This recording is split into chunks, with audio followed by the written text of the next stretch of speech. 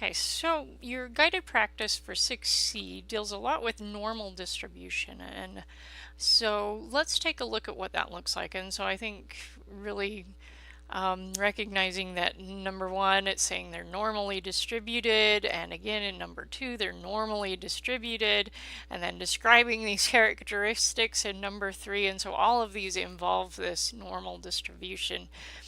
And so let's take a look at what that looks like. And so here's our normal distribution.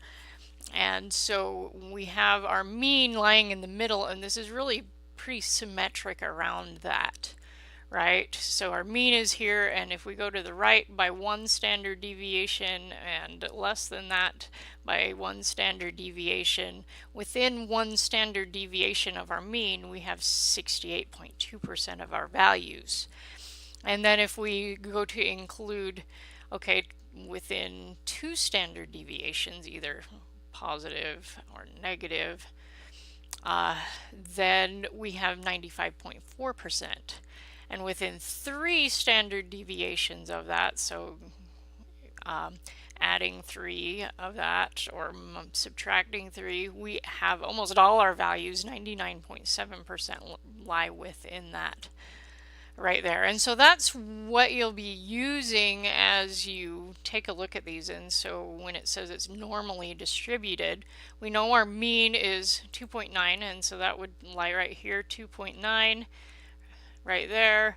And then our standard deviation is 0.5, and so right here within 0.5 of 2.9, either to the positive side or to the negative, within that is 68.2%. And then within 1, because that would be 2 standard deviations, so 0.5 plus 0.5 is 1.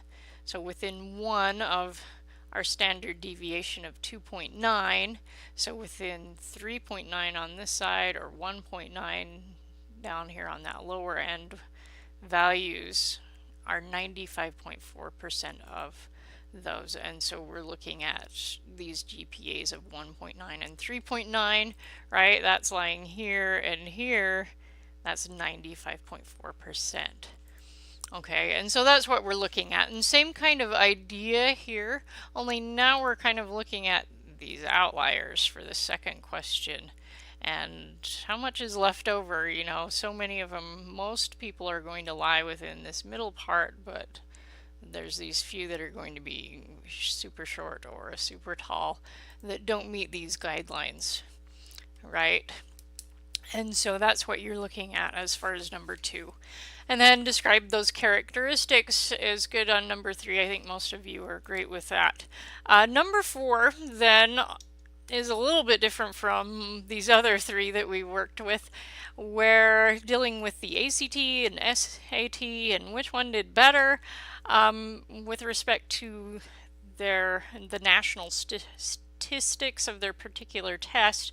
And so what you want to look at on these is in a z-score.